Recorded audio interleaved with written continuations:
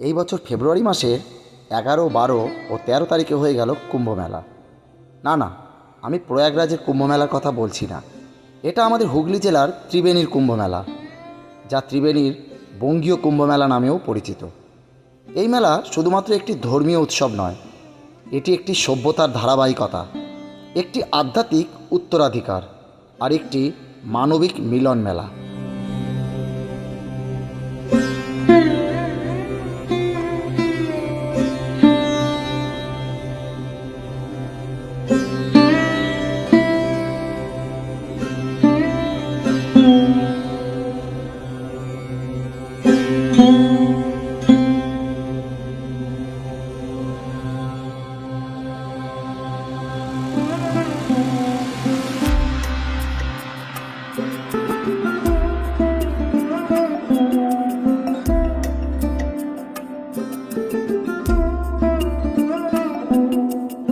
শত শত বছর ধরে এই মেলা বহমান, ঠিক যেমন বহমান গঙ্গার স্রোত।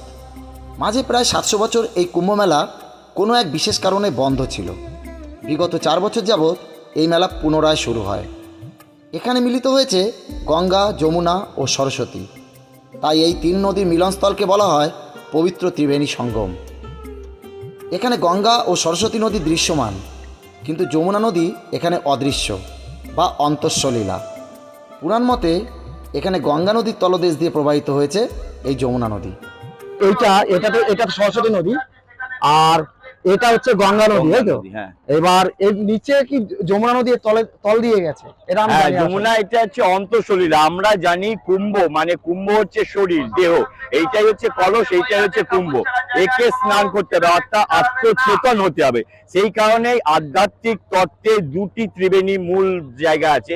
একটি হচ্ছে প্রয়াগে, অর্থাৎ সেটাকে যুক্ত বেণী বলা হয়, যুক্ত ত্রিবেণী, এবং এইটা মুক্ত বেণী। প্রয়াগরাজে যুক্ত বেণী, যেখানে প্রথমে যুক্ত হচ্ছে গঙ্গা, যমুনা এবং সরস্বতী। সেখানে সরস্বতীকে দেখা যায় না, সরস্বতী অন্তঃসলীলা থাকে, সেখানে শুধু দৃশ্যময় গঙ্গা এবং যমুনা। আমাদের এই পবিত্র তীর্থক্ষেত্র হুগলি জেলার ত্রিবেণী, এখানে সরস্বতী দৃশ্যমান হচ্ছে, এখানে অন্তঃসলীলা আছে যমুনা।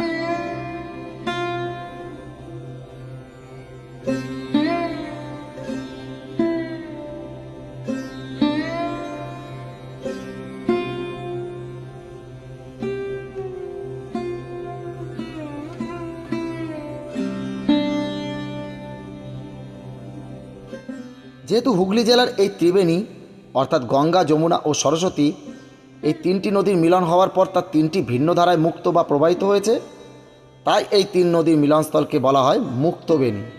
যেখানে উত্তরপ্রদেশের প্রয়াগরাজের ত্রিবেণীকে বলা হয় যুক্তবেণী, কারণ গঙ্গা, যমুনা প্রকট, কিন্তু সরস্বতী নদী সেখানে অন্তঃসলীলা বা অদৃশ্য।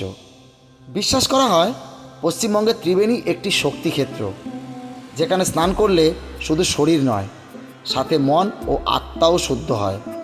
প্রতি বছর মাঘী পূর্ণিমায় বসে ত্রিবেণীর এই কুম্ভমেলা। 3 দিন ধরে চলে এই পুণ্য স্নান। এই সময়টাকে বলা হয় মাঘ মেলা, তবে স্থানীয়ভাবে এটি বঙ্গীয় কুম্ভমেলা নামেই বেশি পরিচিত। এই মেলায় দেখা যায় নাগা সাধু, বৈষ্ণব সাধু, শৈব সন্ন্যাসী, যোগী ও তপস্বী এবং বিভিন্ন আখড়া ও মঠের প্রতিনিধিদের। তাদের তপস্যা, ধ্যান, যোগ সাধনা মেলার পরিবেশকে করে তোলে গভীর আধ্যাত্মিক। সুখ দুঃখ লাভ করতিস, জয় পরাজয় তোমার খাওয়ার লাইন তুমি যুদ্ধের নিমিত্ত যুদ্ধ করো, তাহলে তোমাকে পাপবাদী হতে হবে না। একদম এইটা কৃষ্ণ অর্জুনকে বলেছিল। হ্যাঁ, যেটা আমাদের কাজ, অন্যদিকে না তাকিয়ে যদি আমরা ফোকাসটাকে এক রাখি, তাহলে কিন্তু আমাদের অন্য কোনো কাজে পাপ ভোগ করতে হবে না। একসময় ত্রিবেণী ছিল পাল যুগের ধর্মীয় কেন্দ্র, সেন যুগে সাংস্কৃতিক কেন্দ্র, মধ্যযুগে তীর্থস্থান, ব্রিটিশ আমলেও ছিল গুরুত্বপূর্ণ ধর্মীয় অঞ্চল।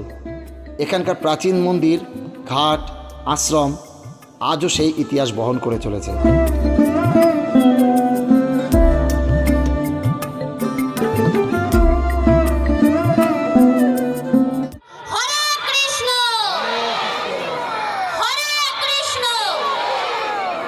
কৃষ্ণ কৃষ্ণ